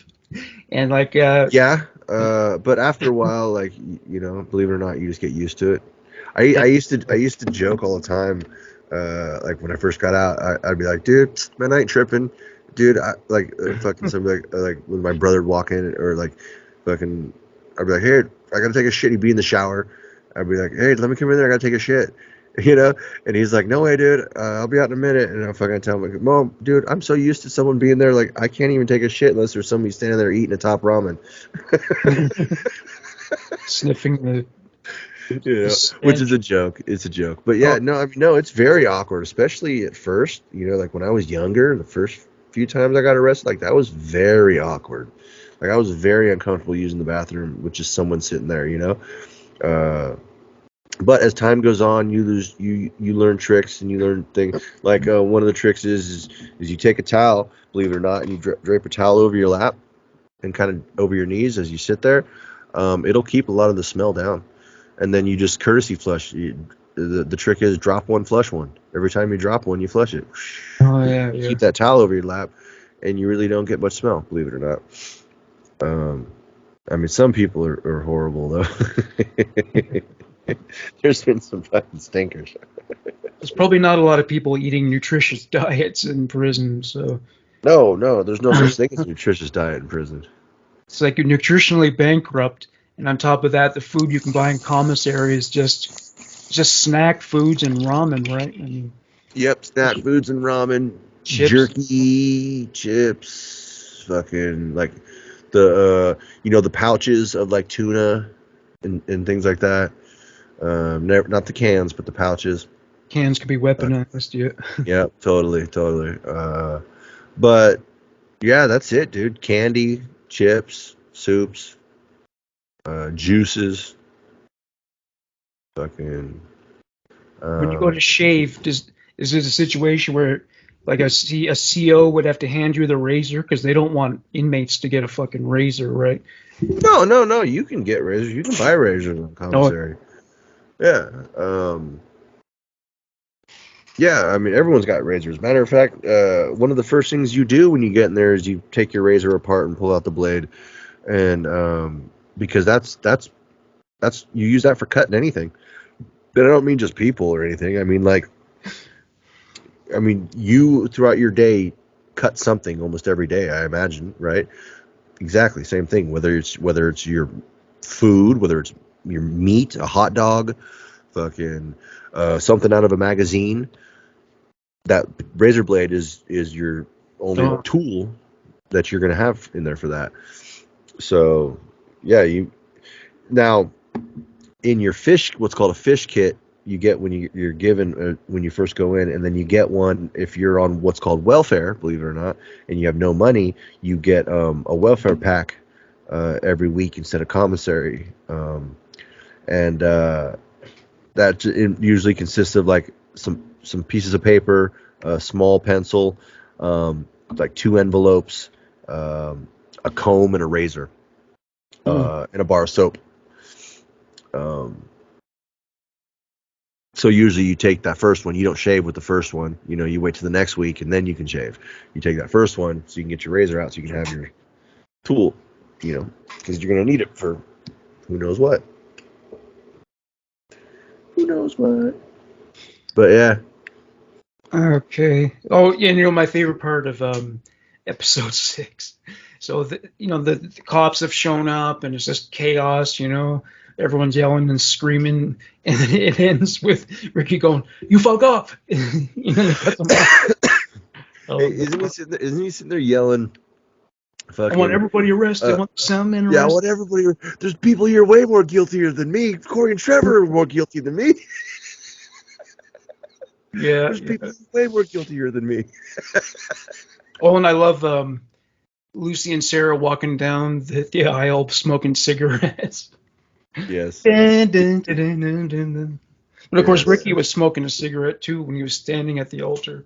And I think they had drinks too. They're standing there smoking and drinking while they're getting married. Well, why the fuck not, right? It's their day. That's right.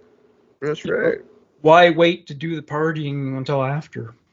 That's one of the reasons. It's one of the only things that doesn't make a wedding suck. I mean, why put off till later what you can do right now, Yep, exactly. That includes drinking and smoking. Yep. So you want to hear my screenplay for the fart movie? Yes. What I've written so far? Yes. I've written 12 pages. Here we go. Take us home with this.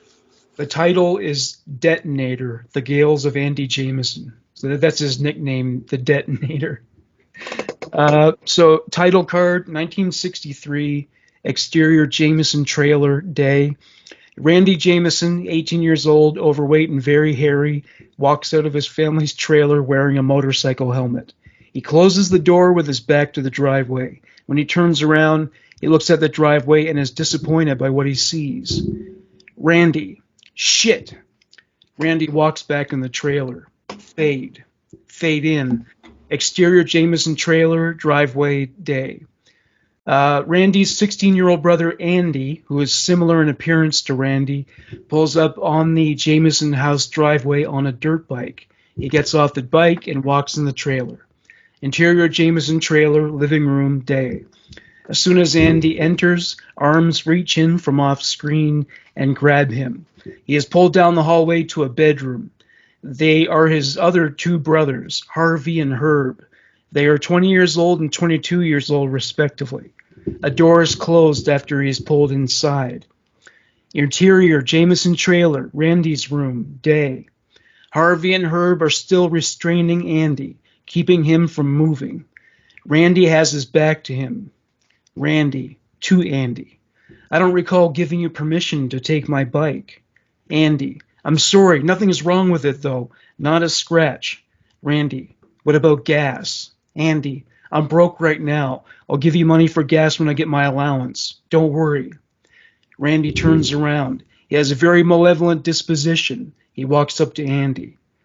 Randy, I'm not worried. I've got gas. Andy, oh, well, that's good then. Randy, good for me, yes. For you, not so much. You see, since you couldn't give me gas, I'm going to give you gas.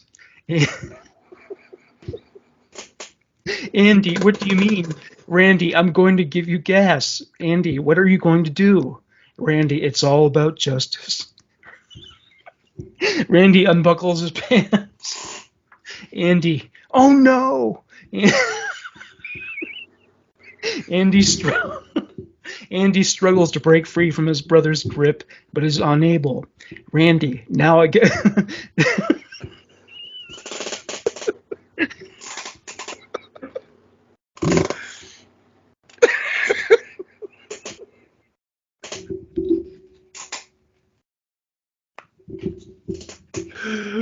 Okay.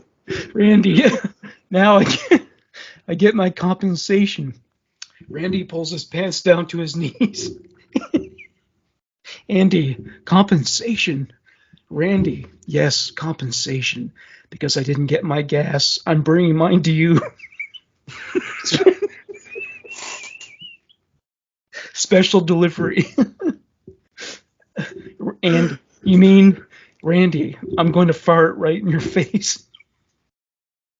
So Randy turns around and bends over. His ass is exceedingly hairy. Harvey and Herb drag Andy over to Randy until his face is placed within an inch of Randy's ass. Randy, 3, 2, 1. Andy, no. And so, exactly. Randy blasts him with a very long, loud fart. Caption. Yeah, there's a caption over this dramatization. Do not attempt. And once the fart finishes, Harvey and Herb let Andy go. He falls to the floor. Randy pulls up his pants. You are forever banned from using my bike. If I ever catch you using it again, I'm going to confine you in a small, poorly ventilated room, and I'm going to fart forever. Forever. Andy is woozy. He picks his head up, but it drops back down to the floor again. Randy, now get the fuck out of my room, all of you. Harvey and Herb drag Andy out of the room. It takes a little while because of Andy's weight. So this is in voiceover, the adult Andy Jameson. Because of my brother Andy, that was the day when I learned how powerful and destructive a fart can be. You wouldn't believe how the stink of his farts could linger. Fortunately, I've harnessed that power for profit and entertainment value. To delight, not to disgust. My brother uses farts against me. He used farts against me, but two could play at that game, especially since we inherited the same genes. He's my manager now, but like a wrestling manager. Mm-hmm. But more on that later. Until then, the winds of change would blow me to where I am now, and it wouldn't have had it any other way. My name is Andy Jameson. The winds but they also call me the detonator. And there's a part where it shows his son when he's like really little, like 2 or 3 years old, and he pulls his finger, and so there's a really loud fart there after some touching. So is Andy the main character? Andy's the main character. Yeah, okay. He's the detonator. What's the next one? Okay, so he gets a call from his like nemesis, the guy who's trying to become like the world's greatest flatulist, Prabhu from India. He calls him up. Paul Flart. Yeah, this is Prabhu from India. Andy, never heard of you. Prabhu, you will hear my name many times. I am also a flatulist. I'm going to compete in the International Flatulence Olympiad, and I'm going to win the golden toilet. Andy, is that what your mommy tells you? No, but your mommy told me she likes the circumference of my penis. Didn't you know she got an A in geometry? Andy, is that how she was able to measure such a small size without a ruler? Prabhu, so you admit that your mother is a floozy. Andy, look, why the fuck are you calling me and how did you get my number anyway? Prabhu, I am calling you out of courtesy. I want to spare you the humiliation of losing to me at the IFO. You will be defeated and it will hurt. You cannot out-fart me. Nobody can. So withdraw from the contest now so you can maintain your dignity. Andy, no way I can out-fart anybody, including you. I'll blast you out of the building. Prabhu, blast this. Prabhu stands and farts into his phone. It is very loud and long. Andy says, big deal, check this out. Andy farts into his phone, and it is marginally louder and longer.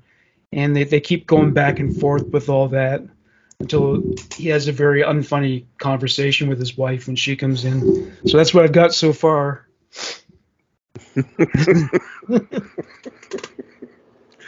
I like the subtle use of winds of change. That was brilliant writing right there, buddy. I like that. Yeah, he waxed about it. Yeah, no, that's good stuff, man. That's good stuff. I'm interested. I definitely want to hear some more. We might have to film this one of these days more. We just might have to. Yeah, sure. I also have an idea for a scene between him and his nemesis, where they're having a conversation, a dialogue, but they're just farting and they know what each fart means, and there's going to be subtitles on the screen. if it's just going to be yes or no, hey, look. Quick fart, and then for the longer ones, then it goes on and on. You know, one of them has to have a really long fart. That's a very short. Oh, that's a very short subtitle. You know how they always do that? It'd be like, and it's yes, no, and I'll see you there. or one of them, the subtitles scroll down the screen because it's really long. Yeah. when it's like a really short fart, like a boop, and it means like, all right, I'll meet you there at 12:30. I'll be by the fucking bush. And hey, you see what I'm wearing? Yeah, so you got your Dirty Burgers t-shirt on. Got my Dirty Burger shirt, buddy. I love this shirt, dude. This is the shirt I wore this. If you watched the Leaving on a Jet Plane video when I moved, I wore this shirt on the flight over. Oh yeah.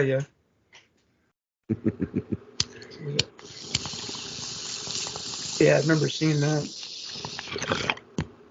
Look, I might have to get a new lighter. This thing's about to die. Was Vince uncomfortable in the plane? I was putting the bong away. I don't know if I'd say he was uncomfortable. I mean, you got to keep him in the storage department. No, he was on the floor, underneath my legs, underneath my seat. They wouldn't let me put him, and plus I wouldn't want to put him up there because, yeah, it's like a little fucking cupboard. Like fuck that. He was on the flight over. He sat on, like, I had the whole row to myself on the flight over. There was no one in my row. That was really nice. So I kept pulling him up onto the seat to sit next to me so he could see me. And that always makes him much more comfortable. Like on the drive there, he was freaking out, but I pulled him in this carrier over and held the carrier on my lap. And once I did that, he settled down, stopped meowing and everything. He trips out when he can't see me, And like the flight attendant lady kept coming by and she kept telling me like, hey, you got to put that cat on the floor. You can't have him up on the seat. And I'm like, yeah, I know, but he likes it better. So listen to my cat, I guess. But I can't so I put him down on the flight. On the first flight when I took the layover the next morning, like when I got on the second plane the next morning, I couldn't, because there was only 2 seats in the row now instead of 3, and there was a guy next to me. But it was much nicer. There were bigger seats, only 2 of them, and like it was nice. It was much cooler. I can tell. I have one video where he's like staring out the window. He he misses hunting. He really wants to get out there. Oh yeah, no, he really does. Like I got that tower that I put together, and it sits in the window. And he sits up in that window and just stares outside and looks outside, and like I feel bad for not letting him out. But he doesn't But know there's so where it is. Might get yeah, lost. Might not come home. totally. There's that. There's the weather issue here with Missouri because at any moment of any time a storm can just blow in. It happens all the time. Like it rains and thunders here like 3 times a week. It seems like. Yeah. On top of that, like I don't know, like there's like you go out that way a ways. There's like a garbage pile because there's no garbage service out here, and so like I don't know what's in there. I don't want them getting into it, and then now, just the other day, my buddy's dog passed away. I think she was poisoned. I don't think she was poisoned, like someone poisoned her. I think she ate something, and fucking because she totally like was convulsing and shaking and just got worse and steadily worse and steadily worse. And they were trying to get her, it was later in the evening, so all the animal hospitals vets were closed. So by the time they found him, and a fucking like overnight emergency pet hospital, they got the dog in the car and fucking took off. She passed in the car. I mean, she fought it for like 2.5 hours, dude. It was a long time, and it was pretty horrible to watch. And she died, and we just buried her out here the other day. It was really rough. Like I've had a couple good cries behind it, and I don't know. It still bugs me a lot. But anyway, Yeah. I don't know what she got. Because I like that dog. It's the I think I might have shown you, but the bulldog that was here. I love Bella. bulldogs. Yeah, I've always wanted one. Bulldog? Yeah, I've always wanted one. And then when I moved here and they had one, I was just like, that was the thing that made me feel like, okay, I'm where I'm supposed to be. Like, because I've always wanted one. And yeah, $2,500. Minimum. Yeah. I mean, my dad bought his, and he had it flown out here years ago. And he spent $4,000 because he flew it from England out here. Like it was in England when he bought it, or in Europe somewhere. I don't know if it was in England, but it was over there somewhere. But anyway, so like I don't know what she got into. If it was actual poison, like rat poison or something. Well, I don't know where it's at, so I can't clean it up.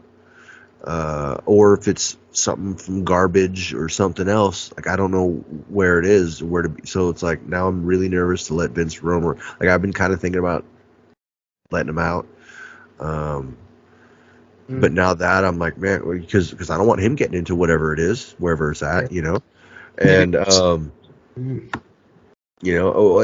then there is this other factor that the average outdoor cat lives 2 to 5 years. And Vince is already 3, where the average indoor cat lives 10 to 15 years. Oh yeah. So there's that too. I think. Well, yes, I'm being kind of a dick by keeping him inside, but at the same time, I'm potentially tripling his lifespan. So maybe it's not that dickish of a move, because. Well, are there bears in the area? I don't think there's bear. I mean, there might be. I don't really know. I mean, there's a lot of dogs that run. Or not a lot. There's a couple dogs that run around. There's no fences really around properties. Wild dogs? No, they're range? owned. Yeah, but they're free range dogs. Yeah. Yeah, I don't like that. I think big dogs, big aggressive dogs they need to be controlled. They need to be fenced in. Yeah. They need to be put on a leash. And some people just let them run wild and leads to all kinds of shit. I mean, this one guy's dog fucking ran out in the middle of the street, almost got hit. I mean, if you got a big dog, but they mind, like if you say no, sit, like they'll stop. Then and you're outside with them, okay, I can see you letting the dog run around like that. You know, if you're out there with them, and they actually mind. But by themselves, like yeah, no, it's like I'll look outside and there'll be like one or two dogs just trotting down the road, like the little dirt road. But when they see another dog, they forget about you, and they're just off. They're gonna go after that dog, especially if it's a smaller dog. Well, not always. Not always. I've known plenty of dogs that actually mind. Yeah, you have to train So, very thoroughly. yeah. Like You guide do, dogs, definitely. they're trained not to freak out every time they see a dog. Exactly. It's a perfect example. They're trained not to freak out when they see anything, really. Oh, here's a fun trivia fact about bulldogs. So the reason they're called bulldogs is because Bulldykes? in ancient Rome, they were very aggressive, and whenever a bull got out of control and started raging and attacking people, a bulldog would fucking take it down. It would grab it in the neck and fucking, I don't know if it killed the bull or if it just wrestled it down, but that's how vicious bulldogs used to be. But aggression has been bred out of their whole breed. That's insane. The little thing taking down a bull, but you know. Ooh, fuck.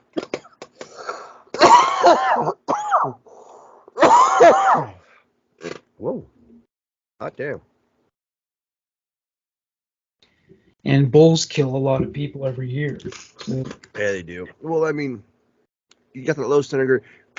All the bull can do is charge and lower its head and go at you. So if you're small enough to get under that, you know what I'm saying?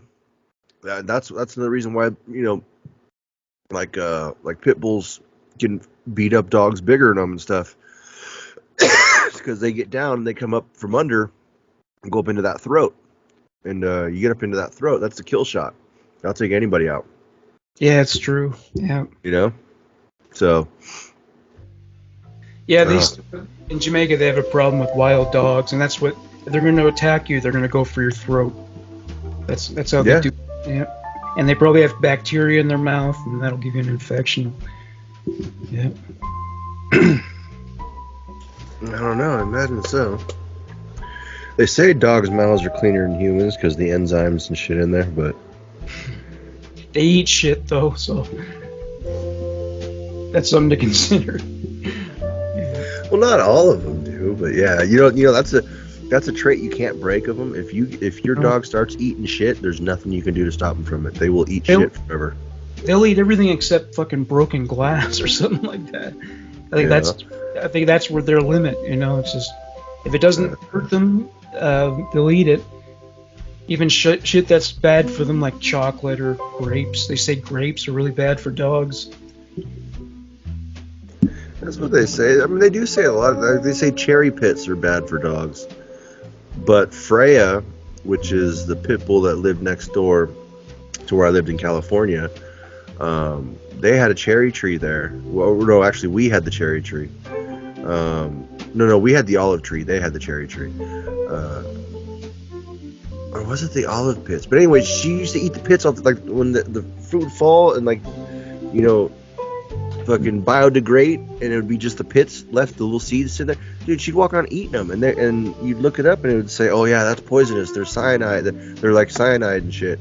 And fucking Freya would eat that shit like it was corn nuts, all day, just walking around eating them. Never got sick once. Never nothing. She's still perfectly fine until right now. Well, I mean, they say there's arsenic in apple seeds, but you'd have to eat like a huge amount of apple seeds to be poisoned by it. So maybe it's the same principle. It's just not enough of I mean, it. she'd eat the shit ton of them, dude. She'd eat like 15, 20 of them at a time. She loved eating the pits off the ground. Like there'd be a bunch of them on the ground. She'd just walk around like he's grazing, like a fucking animal grazing and shit. It's crazy. Oh. Well, I think we have blown our wad. We're coming up to 2 hours now. Yeah, dude, and that's just the fucking way she goes, huh? Is the fucking way she goes. That's the way she goes. That's the way she goes? That's right. That's the way she goes. That's what I said. Fuck off. We got work to do.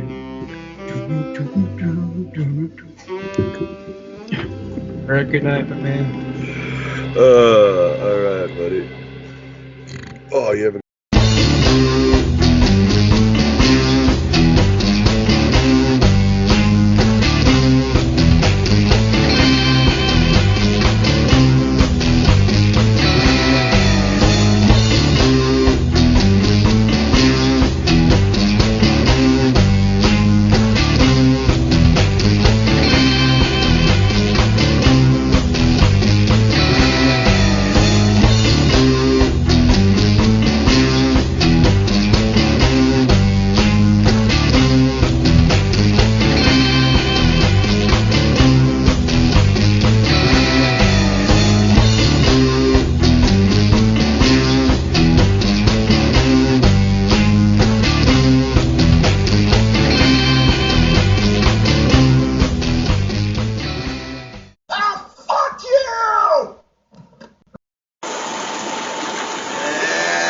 disco pool party, yeah, fucking